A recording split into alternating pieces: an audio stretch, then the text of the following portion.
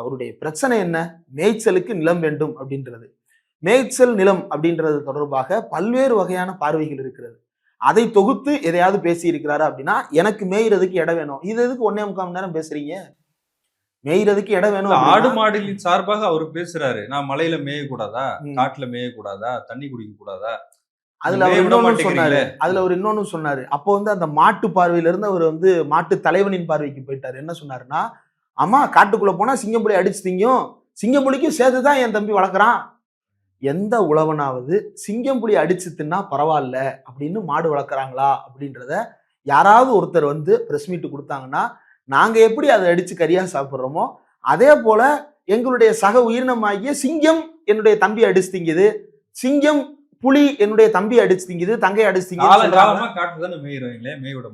காலங்காலமா காட்டுல மேய்ஞ்சது நாட்டுக்குள்ள கூட்டு வந்தது மனுஷன் தான்.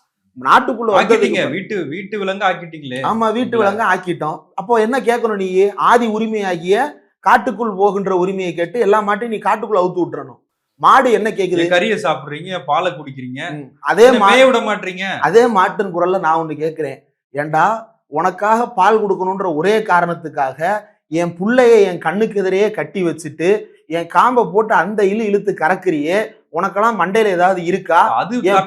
என் புள்ள பால் குடிக்காம காத்திருக்கு, உன் பிள்ளைக்கு பால் கேக்குதான்னு அந்த மாடு கேட்காதா? என் மூக்கு, அதாவது நம்ம மூக்குல, நீங்க நம்ம மூக்குல பாத்தீங்க அப்படின்னா கொஞ்சம் சீமானுக்கு நல்லா தெரியும். ஏன்னா அவர் எப்பயுமே மூக்குல விரல வச்சுக்கிட்டே இருப்பாரு. ஏன் அப்படி நினைக்கிறீங்க? அவரை அதை பத்தி அவரே அசிங்கப்படாத போது அவர் அந்த மூக்குக்குள்ளுக்குள்ள பாத்தீங்க அப்படின்னா 2 நாஸ்ட்ரலுக்கு நடுவுல ஒரு ஜாயிண்ட் இருக்கும், ஒரு ஓட்டை இருக்கும்.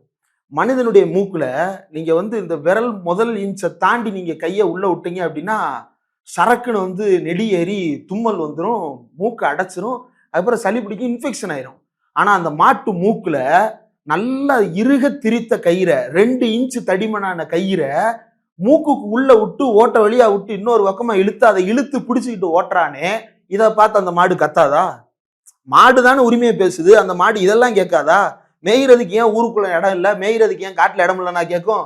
அந்த மாடு ஏன்டா என் மூக்குக்குள்ள கயிறு மாட்டுற, ஏன்டா என் கழுத்துல கண்டதை தூக்கி வச்சு என்னைய களத்துல இறக்கி விடுற, ஏன்டா என்னைய சம்மந்தம் இல்லாம அடிச்சு கொள்ற, உனக்கு திங்கிறதுக்கு ஊருக்குள்ள வேற இன்னும் கிடைக்கலையா, ஏன்டா என்னுடைய பாலை கறந்து திங்கிற, தாய்ப்பால் கொடுக்க மாட்டேன்னு கேட்காதா மாடு?